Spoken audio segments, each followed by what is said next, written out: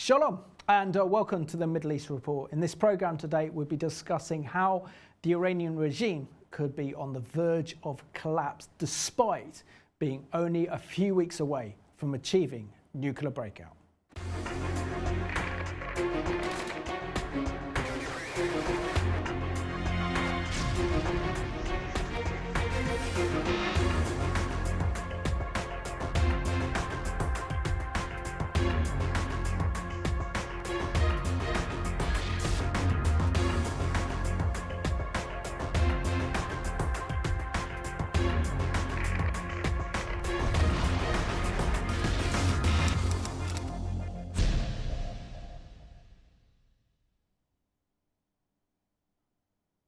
Well, welcome to the program, and today's guest is all the way from Essex. He is Peter Baum. He is the co-chair of South End Friends of Israel, on the board of deputies, and is also now the editor of Weekly Blitz. Peter, pleasure to have you on the program. Nice to be here, Simon. Thanks for the invite. Pleasure. And I'm really enjoying the articles that you're writing, so I really want to encourage our viewers as well to read some of your excellent analysis on events that are occurring in the Middle East and trends that are occurring, particularly on Iran. But can you give us an update on some of the work that's been done through the South End Friends of Israel? Yes, indeed. Well, naturally, because of COVID, many of us have been limited in terms of what we can achieve and what we can't achieve. But the main focus that South End Friends of Israel has been to challenge the BDS movement, which is, as you know, the boycott, divestment and sanctions movement of Israel. And they seem to have a main sponsor. The Republic of Ireland, for reasons that are familiar to myself, have been nursing the BDS movement, have been trying to pass legislation through the Irish Parliament that would basically make it a criminal offence to trade with the Jewish state of Israel. So a grassroots movement originated by South End Friends of Israel called #Broigus.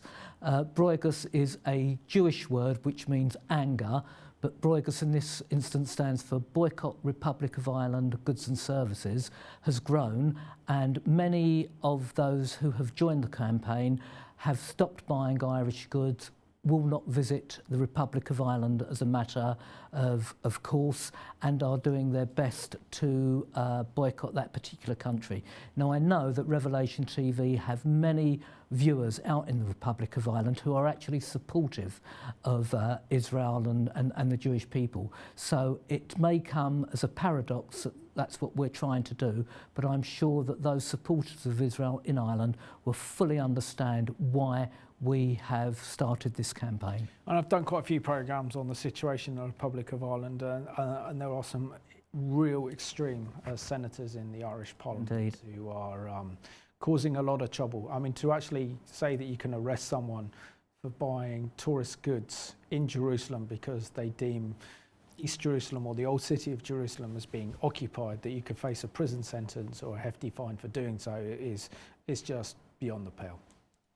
So moving on, now you showed me, or you sent me on WhatsApp a very interesting article that you have written on Iran for Weekly Blitz. So can you tell us about the publications that you write for? Because you got a real gift and talent when it comes to writing. Yes, indeed.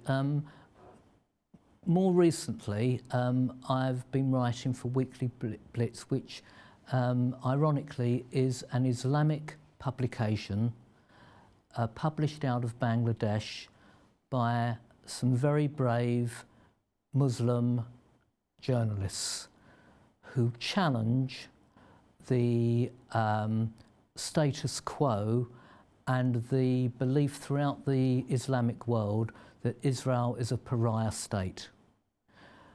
They asked me some months ago if I would contribute to their magazine, and so popular, let's put it for want of another word, were my articles that they asked me if I would become an editor of the magazine and produce more, which I've deigned to do.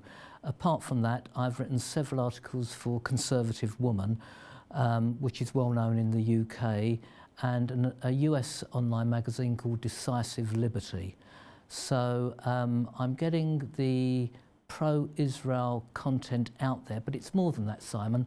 It's not so much pro-Israel, but it's more challenging the myths that have morphed into facts and the false narrative that for decades have been promoted by mainstream media about the Jewish state of Israel and its politics. Now, when it comes to one of your pet subjects and something that you have a lot of expertise in, and I think you are definitely writing contrary to a lot of articles and news stories we see about Iran, which is, I think, fascinating, is that it's been a very, very busy and hectic summer in Iran. I mean, back in July, there was the horrendous heat, and I mean, the temperatures in Iran were horrific. Massive water shortages, food shortages, and also the appointment of a new hardline and extreme president, and who's putting in together probably the most extreme and the most hardline government in Iran's history since the Islamic Revolution of '79. And this is also compounded with the news from the International Atomic Energy Agency that Iran could only be weeks away from the nuclear weapons. So describe us what's been happening in Iran over the last few weeks. Okay, so the appointment of Raisi, a very hardline totalitarian theocrat, is seen by most news commentators as being a sign of strength for the Iranian regime. The paradox is that it's anything but that. If anything, it is a sign of weakness to appoint such a hardliner because of what's happening within Iran domestically. During the last 18 months, there have been numerous riots within Iran which have been put down forcibly, and we do not know the exact numbers, but if one looks at the opposition groups reporting out of Iran, it seems that up to 800 people have been killed by the Iranian domestic military and police. Now, the problems within Iran are numerous. The US sanctions have been the reason that mainstream media reports for the problems within Iran, but Simon, it goes much further than that. The problems that Iran has with the drought, which has been the worst for 70 years within that country, have caused immeasurable issues for the Iranian population. Moreover, Iran is in an earthquake zone, and virtually weekly there are earthquakes within Iran. There was a horrendous one in 2017 and another one in 2019, and I think 26 out of 31 provinces within Iran are not functioning in terms of public transportation, road networks, etc., etc. So the domestic issues within Iran and the protests that have grown recently are not as a result of US sanctions, which have exacerbated the problems, but really of what's happening with Iran domestically. And if we also take into account the economic well-being of Iran, one of the measures that we look at is the conversion rate of the domestic currency against hard currencies. Now, the Iranian authorities have attempted to keep the conversion rate for the last 5 years of the rial against the US dollar, as an example, somewhere between 30 and 45,000 rials to the dollar.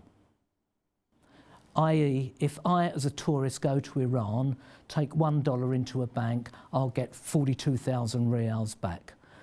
But no Iranian wants rials, and the black market exchange rate for rials against the dollar is somewhere like 300,000 rials to the dollar. And what that means is that the Iranian rial, the domestic currency, is totally worthless. Inflation is at the levels of hyperinflation, and the domestic riots that have been taking place are more to do with the economy and how badly it has been managed by the totalitarian theocrats running the country than anything else. Absolutely, which we know what happened to what happened to Germany with hyperinflation, what's happened to other nations like Venezuela with hyperinflation just leads to total economic collapse. But before we discuss that a little bit more, let's have a look at this excellent news item produced by CBN that looks at the announcement of the new hardline president of Iran, President Raisi.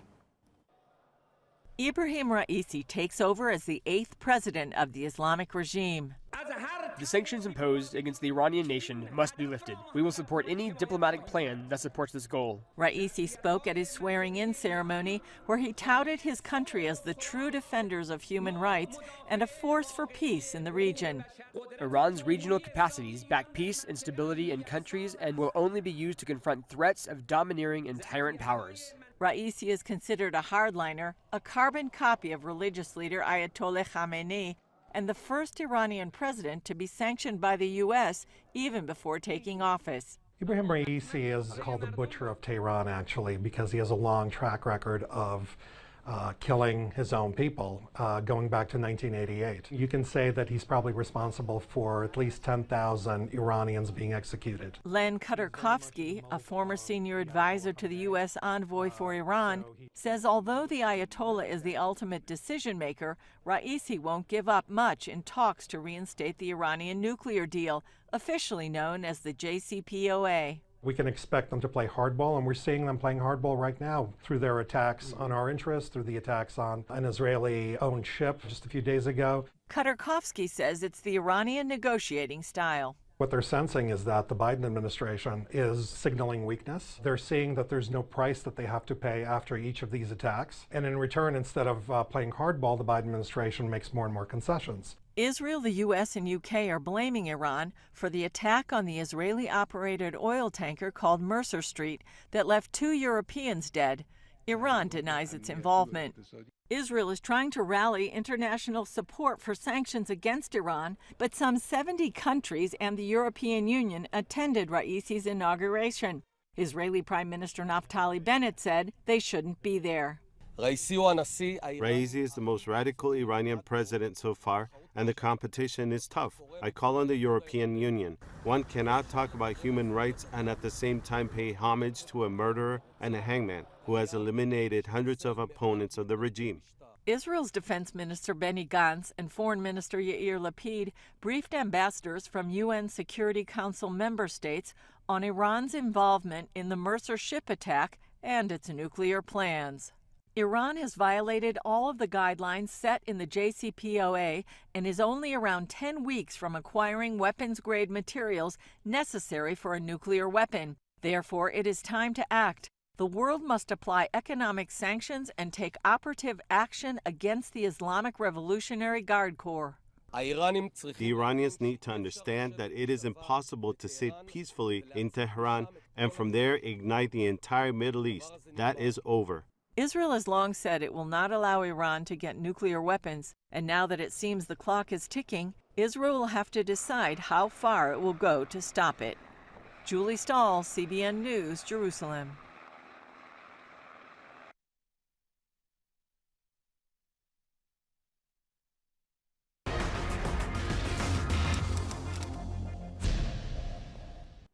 Excellent report there put together by CBN, really relaying Israel's concerns that Iran is very close to nuclear breakout.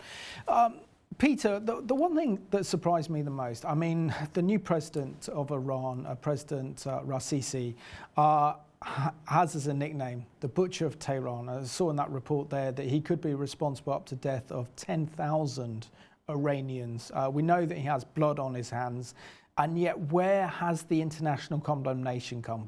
We haven't heard anything from the Foreign Office, nothing from the European Union, nothing from the States and the Biden administration to put such a bloodthirsty cleric as president is an indication that sends out a warning, doesn't it, against dissidents of Iran, but also those that oppose the regime and the enemies of the regime. You're absolutely right, but it was highly unlikely that the UN were ever going to condemn his appointment. It was almost a done deal that he was going to be the new leader. And let's just have a look at what's going on in the UN. You've got 5 permanent members of the United Nations Security Council. Iran has been Russia's puppet in helping the Assad regime in Syria. It's Iranian troops who feel the brunt of the Syrian opposition and also the Israeli attacks on Iran and their weapons manoeuvrings. China are looking to Iran as potentially a new country in which to export their technology and to get a foothold. So two permanent members of the UN Security Council were never ever going to condemn this. And if we look at France being a major member of the European Union, who have tried but actually failed clearly to put in the Instex payment system, which would have allowed European Union nations to trade with Iran through the euro, France were never ever going to condemn Iran in that respect at all. So the appointment of Raisi is probably seen by the outside world as being a strong appointment, but actually for domestic purposes, my belief is it's a weak appointment because the Iranian authorities are so concerned about internal dissent that they really needed this butcher of Tehran, responsible, as we've just heard, for the deaths of thousands of Iranians when he was Minister of Justice, I believe, in the late 80s, early 90s, that I see it as a sign of weakness rather than strength to have someone of his disgusting calibre appointed to such a high position. I've also got to talk about how he's appointed to new hardline as part of his cabinet. According to my notes here, he has appointed Ahmed Avadi, his new interior minister, as well as Mohsen Razizi, who is the Deputy for Economic Affairs. And believe it or not, these two men are wanted by Interpol for their alleged involvement in the 1994 bombing of the Jewish Cultural Center in Buenos Aires in Argentina that murdered 87 people and injured over 100. So surely now the world knows without a shadow of a doubt that this is a terror regime and terrorists are now given positions of state in this new government led by Raisi. No, again, you're right. But there is no way that any nations other than the Jewish state of Israel are ever going to put their heads above the parapet and condemn this in the United Nations. What goes on behind the scenes, however, is another matter. And Iran, with these new hardline appointments, are probably more exposed than they've ever been before, but the pressure is not coming from external nations in the United Nations.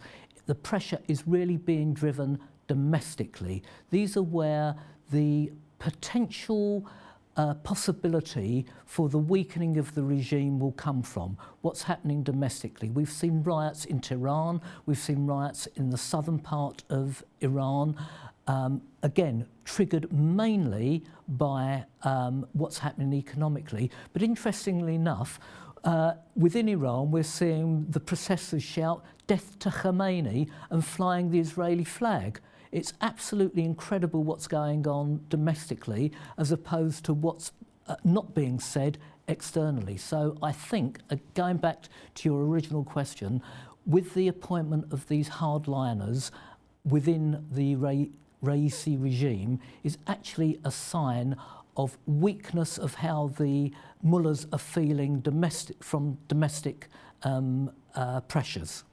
I've also got to conclude as well that over the last couple of years, certainly last year, we've seen extraordinary internal attacks against the regime. I mean, we had the assassination of Iran's top nuclear scientist, I think last November.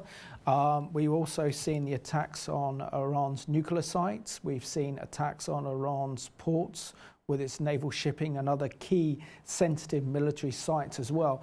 And it very much looks like Iran's security services have been compromised. And this is why, do you think they are wanting to then put up a very hard-line government in order to deal with the breakdown of trust, the division between the Iranian Revolutionary Guards and the Ministry of Intelligence, of where they feel like they're losing control and they can't trust each other? Clearly, because of the successes that, sorry, I should really say, because of the developments within Iran that have compromised their internal security, there's clearly an issue between the IRGC and the Ministry for Intelligence and Security Services. They're not working in coordination, and there's clearly a thrust for power between the two, let's say, security organisations. Whoever has been responsible for the successful attacks on Iranians' nuclear facilities and shipping, etc., understands the weaknesses between the two organisations, and the Iranians are clearly concerned about that. In addition to that, the Iranians, I don't know whether this is something you want to come on to, Simon, but the Iranians' expeditions into foreign affairs has also compromised their security. And I think we'll come on to that afterwards. But clearly, Iranian internal security has been exposed, it's under threat, and if the Iranians think that the implementation of someone of Raisi's status is going to put that right, it certainly isn't. If anything, it's going to encourage the internal dissent within Iran, who realise that the authorities and the government are not listening to them. Absolutely. And also we find out that the newer President Raisi has also appointed a cleric called Khattab as the Minister of Intelligence, who has close ties not only to the Supreme Leader, Khomeini, but also close ties to the new president. And the fact that he has been appointed to fix that external and internal security breaches, because if we take the assassination of Iran's top nuclear scientist that we saw in November, someone had to leak the fact of his whereabouts, his itinerary, so that assassination could take place. So it's clearly there are huge holes or even moles in Iran's security services that is actually damaging the regime's ability not only to develop nuclear weapons, and we thank God that that is the case, but also means that there's a lot of people know exactly what the Iranian regime's up to and what they're planning as well. So they're 2 or 3 steps ahead. I think you're absolutely right in that analysis. And if we just look back over the last 18 months of the internal attacks, the domestic riots, etc., whether it's coming from within the government itself, and it's possible, there are also people who are so opposed to the Iranian regime externally and from opposition groups within, who are clearly working with other external players, that the Iranian authorities, the Iranian government, feels so threatened by this that they felt the need to put in such extreme hardliners into positions of authority. Again, I think, I have to reiterate, this to me is a sign of weakness rather than a sign of strength, and I think it bodes well for the opposition groups within Iran. So let's have a look at these excellent videos produced by the Israeli Foreign Ministry that warned about the dangers of the new president, Raisi, who is known as the Butcher of Tehran. Ibrahim Raisi is an extremist who is personally responsible for thousands of deaths. He is sanctioned by the United States Treasury for these horrible crimes: executions of individuals who were juveniles at the time of their crime, and the torture and other cruel, inhumane, or degrading treatment or punishment of prisoners in Iran, including amputations. As Deputy Prosecutor General of Tehran, Raisi participated in a so-called death commission that ordered the extrajudicial executions of thousands of political prisoners in 1988. Here is what Iranians think of it.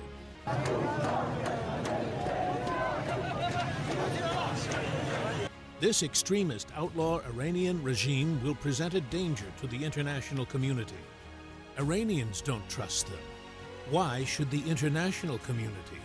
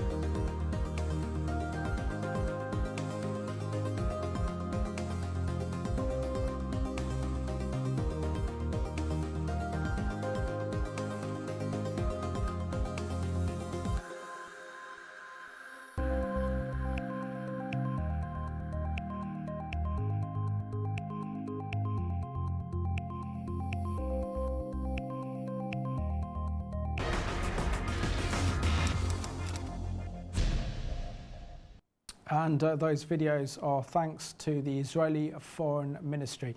And at least Israel cares about the plight of the Iranian people, even if the rest of the world is actually silent. So thank you, Israel. It's quite extraordinary, isn't it? The one nation that wants to destroy Israel and the Jewish people is the Islamic Republic of Iran. This is why they are determined to acquire nuclear weapons at whatever cost. They threatened the annihilation of Israel and the Jewish people. And yet it's Israel that is warning about the dangers of the new Iranian president and telling the world about his track record when it comes to the murder of ordinary Iranians. And yet the rest of the world is silent. Yeah, that's absolutely true. But again, the theocrats currently running the Iranian government are clearly feeling pressures from their domestic audience. The last elections were quite interesting. The population of Iran is about 84 million people, of which some 35 million are allowed to vote because of the age demographics of Iranian society. Of that 35 million, just less than 50% refused not to vote. So about 17 million people actually voted. Of those 17 million votes, I think nearly 4 million were deemed to be invalid. So the actual number of people who voted in Iran was something like 13 million people out of a population of 84. And clearly the elections were considered by various human rights groups such as Human Rights Watch and Iranian opposition groups to be a sham election, very similar to the elections that we've seen recently that managed to get President Putin into power again.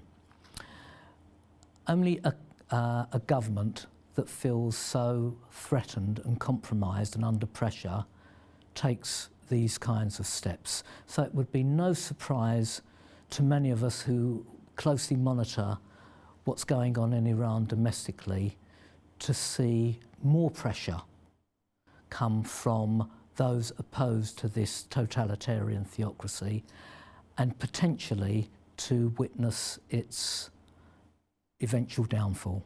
And it's important to note as well that despite the fact the Iranian regime has elections, anyone wanting to stand for the candidate of president has to get the approval first of the supreme leader anyway. So anyone who stood as a presidential candidate who opposed the regime, who opposed the supreme leader of Iran, wouldn't be able to stand in the first place. So it's a very limited form of democracy that gives the impression that they are democratic to the outside world, but the reality is completely different. Now, you wrote an excellent article recently, because you sent it to me, called the Iranian Economy and Foreign Policy in Chaos, End of the Mullah Regime in Sight. Now, everything else I've read on this issue all talk about how the Iranian regime is only weeks away from reaching nuclear breakout, of having weapons-grade material, and actually having the nuclear bomb. But there's no one really discussing any articles like you have that looks at the internal dynamics taking within the country. So what I've concluded from your excellent article, Peter, as well as observing what's happening with Iran, is that Iran is on the precipice of having nuclear weapons that could only be a matter of a few weeks away, but at the same time is on the verge of total collapse. Which is extraordinary.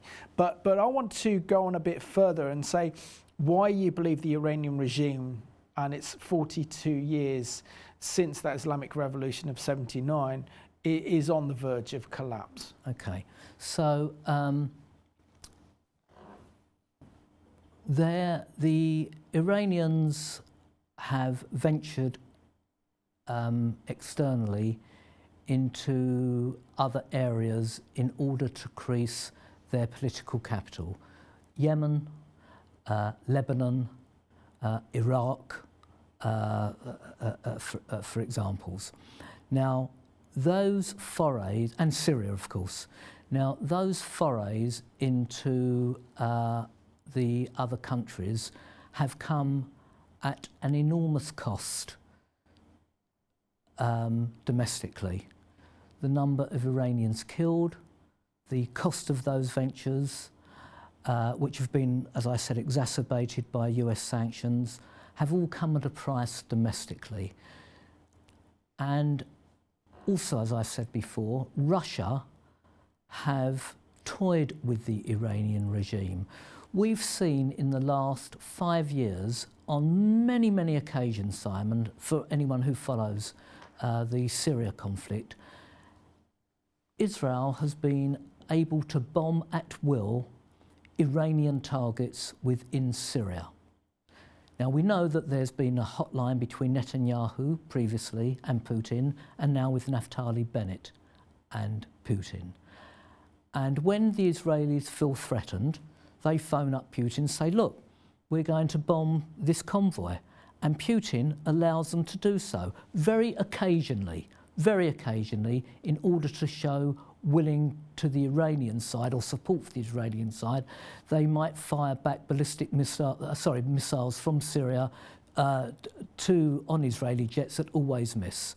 So the Iranians domestically realise they're being played by the Russians. The Iranians have done the dirty work for the Syrian regime, and they've got absolutely nothing for it. In Yemen, Iranian-backed Houthi rebels looked as if at the beginning of the conflict were going to overtake Yemen completely, but Saudi and her allies have fought back, and they've had the support actually of the West in this.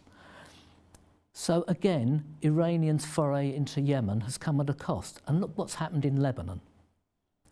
With that devastating explosion in Beirut about a year ago, Lebanon is on its knees.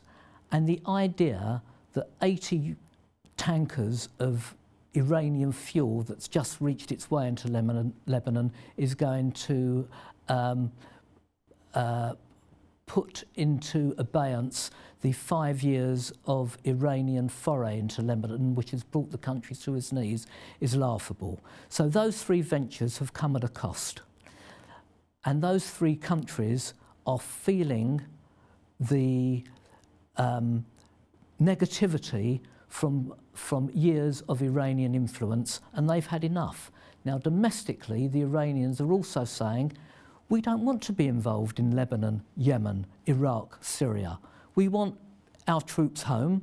We don't want to be, we want to put our own country in order, and this is where I believe, because the Iranian government is so reluctant to get out of that country, they're actually compromising their own domestic security. And also the huge cost it involves to fund genocidal terrorist organisations like Hezbollah, Hamas, Palestinian Islamic Jihad, to fund those Shia militias in Iraq, to help prop up the Assad's regime in Syria with the deployment of 70,000 troops close to Israel's border, supporting those terrorist groups as well. Costs a lot of money, doesn't it? Indeed, and these groups, Hezbollah, Hamas, do not want Iranian rials. They want hardcore US dollars, and the reserves of the central bank, the hard currency reserves of the Central Bank of Iran have gone down by, I think, 85% in the last 6 years. So Iran is running out of money, sanctions are still being imposed, the human cost of these forays is having an effect, the natural disasters that have taken place within Iran that have devastated the economy are taking effect. All these things coming together are creating the conditions where the domestic Iranian population has had saying enough is enough. And it's so important, isn't it, but to look at the financial aspect, to look at the economies of what's happening in the Middle East, because you can look at the situation geostrategically and think that the Iranians are in control of Iraq, they're pretty much in control of Syria, they're in control of Lebanon. They are currently supporting Hamas and Hezbollah, and you know, we saw back in May how the Iranians were propping up Hamas with them firing rockets and missiles into Israel, and it looks like the strategic dynamics were shifting in favour of the regime. But the fact is that economically, as you point out, they're in dire straits, and you talk about the regime being on the verge of facing hyperinflation. I mean, you mentioned in your article here that the Iranian currency, the rial, is currently worth 43,000 to the US dollar. What does it mean for the nation if it goes into hyperinflation, and what would this mean for the Iranian economy and also the people? Because from what you're saying, the regime is on the verge of economic collapse. It certainly is. I will pull you back on one thing. The official exchange rate is 43,000 rials to the dollar. The unofficial exchange rate is it's 300,000 rials to the dollar. No Iranian wants to take their domestic currency in payment for any goods or services. So what that means is the currency is totally worthless. If I can put it in crude terms, it is cheaper to use 300,000 Iranian rials as toilet paper as it is to buy a roll of toilet paper in the Iranian shops, assuming one could get hold of that. So barter has taken the place of currency exchange between domestic Iranians. No one wants the Iranian rial. More importantly, those people that do have foreign currency reserves are trying successfully, I should say, to get those reserves out of Iran and into other into the other economies. So the Iranian economy is on its knees. Now, when this happens, we know from history that this normally is the opening signs of the collapse of a government. And my true belief is that should the Iranian rial continue to depreciate at the rate it's depreciating, and in the last 18 months it's depreciated by something like 400%, I can only believe that this will be the actual trigger for the domestic Iranian government to collapse. Amazing, absolutely incredible. And I just want to quote from your article. This is what you write on China. You said that China's commitment to Iran comes at a price. The Chinese are willing to ply the Iranian economy with cheap goods that have to be paid for in oil, but Iran's oil production infrastructure is decayed and unable to cost-effectively produce the barrels needed to satisfy Chinese imports. So how is this affecting not only the Iranian economy, but also Iran's relationship with China? Okay, so as we know, China is on a course of geopolitical expansionism. Absolutely. And they really don't care which countries they expand into as long as they expand. And Iran, they are clearly looking at. But there's an issue with Iran. Because of the appalling domestic infrastructure brought about through years of underinvestment and by the geography of the country, such as earthquakes, the infrastructure in Iran has been devastated. I think I said before, 26 out of 31 provinces have impassable roads, bridges have collapsed, the water shortages, etc., etc., etc., have devastated the internal functioning of Iran. China recognise this, and they also recognise that in order to build the bridges and roads necessary to get Iran back into some working order is going to take time, a huge amount of money and people. And they want a payback for that. And they certainly don't want Iranian currency, but they want hard currency, or they want some quid pro quo. And Iran is unable to offer anything to China other than saying, hey guys, come in, look after us, and we'll back you politically.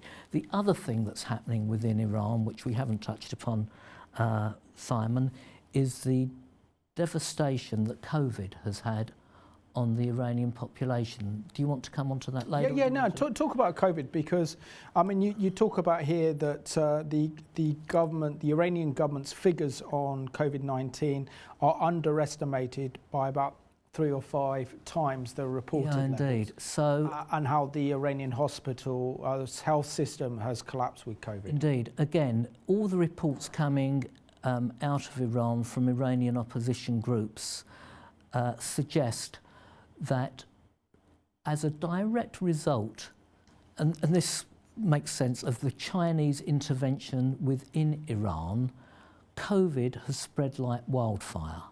The hospitals are under severe threat.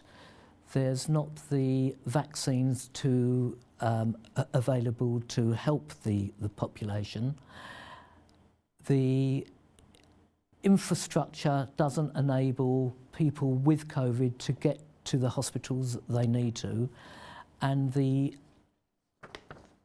official estimates being reported by the Iranian government are so understated that the true number of people who have unfortunately caught the virus and who are dying of it are of a multiple somewhere between 3 and 7 times. Let's say on average 5 times more than what's being stated. This again is having a huge effect on the economic environment within Iran.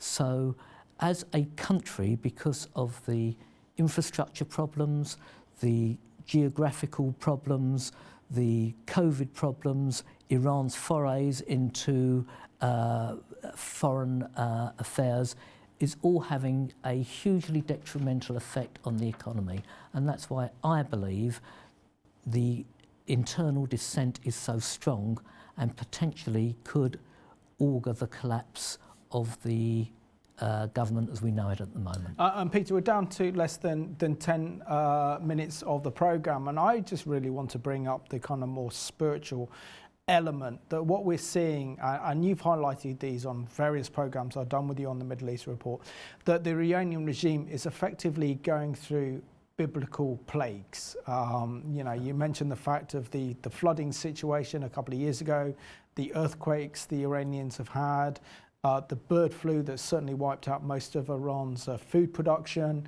and of course this summer, the hottest summer that's been in Iran for over 70 years, with also reports that the Iranians are losing hundreds of thousands of litres of water. Is just evaporating, and they're on the verge of not only of a drought but a severe water shortage that could lead to 60% of the population fleeing the country. I mean, this looks like Egypt in the days of Moses and Aaron during the time of the pharaohs. So we're really seeing that this regime is hell-bent on Israel's destruction. They are cursing Israel, they are cursing God's people. And yet what we're really seeing in effect is Genesis 12:1-3 in action. I will bless those who bless you and I will curse those who curse you. And we're seeing the godly curses being placed on the Iranian regime, are we not? I could not have said that in more eloquent and better terms. You're absolutely right. Whether you are a believer or not, it is surely abundantly apparent to any observer interested in Iranian affairs that what's been happening to that country in terms of the worst disasters, not man-made, but the worst disasters in terms of flooding, as you say, plague and bird flu, earthquakes, water shortages, excessive heat, have all combined as one would read, as you suggest, in the times of ancient Egypt. It's all come together and having a devastating impact on Iran and its population. That combined with the man-made implications of, for example, sanctions, are coming together at the same time, which must surely put such devastating pressures on those running the country that their collapse, if not imminent, is surely not too far away, because one cannot see an end to these devastations that are affecting the country at the moment. I mean, the Iranian regime is facing an incredible irony. On the one hand, they are weeks away from fulfilling their ultimate ambition of becoming a nuclear power, of having nuclear weapons grade material in order to actually launch nuclear weapons. This has been the ultimate goal of the regime ever since the Islamic Revolution in '79. And yet they also feel that they have divine favour because they've seen what's happened in Afghanistan with the removal of US forces from the region that they were very scared about. The fact is that the last remaining troops are to pull out of Iraq as well. They feel like they're in control of Iraq and Syria, and also Hezbollah in southern Lebanon, and they feel that they are having divine help and inspiration. But then internally, all these major conflicts and crises that the regime is having to deal with is making the regime more and more unpopular with the people. And so what do you think could actually be the trigger for mass riots and protests against the regime that spreads right across the country, instead of just being in certain pockets of the country, but all across Iran, which is the regime's worst nightmare?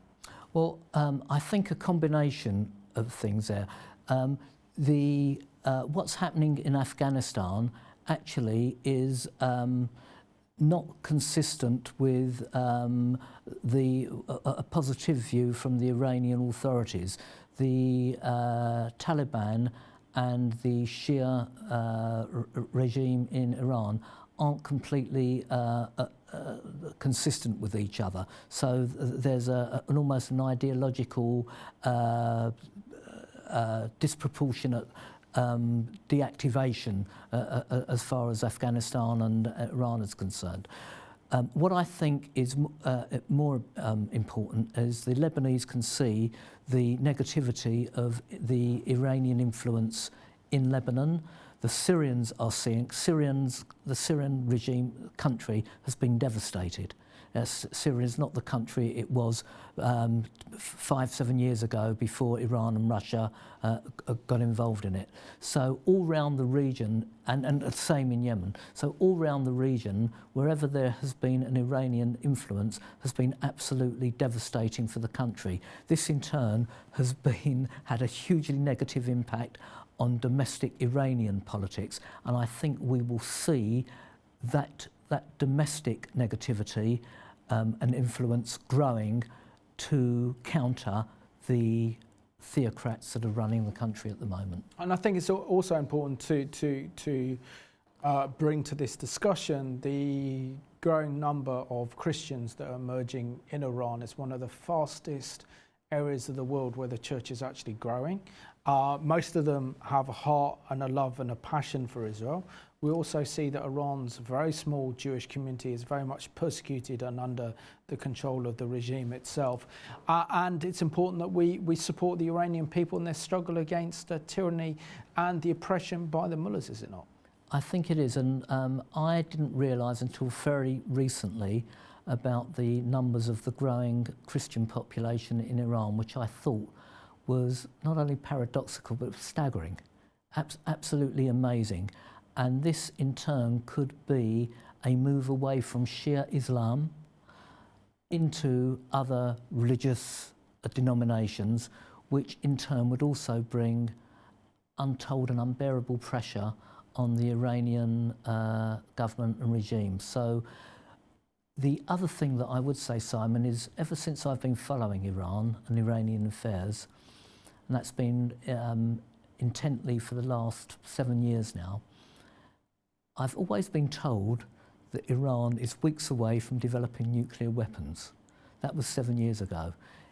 I would imagine if we're sitting here in 5 years' time, and God forbid the Iranian theocracy are still in charge, we might still be saying Iran is only weeks away from developing nuclear weapons. I think that time frame may serve Iran's enemies well, but I think in reality Iran are, let's say, not weeks away, much longer than weeks away from having the ability to develop nuclear capability. Let's pray and hope they are, but when the International Atomic Energy Agency, which is the UN's nuclear watchdog, comes out and says they got 4 weeks away, and you're having the Israeli government saying they're 10 weeks away, I think that should also send the alarm bells out that this is and they visited Iran, they've seen the nuclear sites at Natanz. We also know that there are secular nuclear sites that the UN watchdog has not been able to see, and UN weapons inspectors haven't seen. But let's pray and hope that you're right, that the Iranian people have the courage and the strength to stand up against this vile, evil regime that's brought nothing but mayhem and destruction upon the people of Iran and also across the Middle East.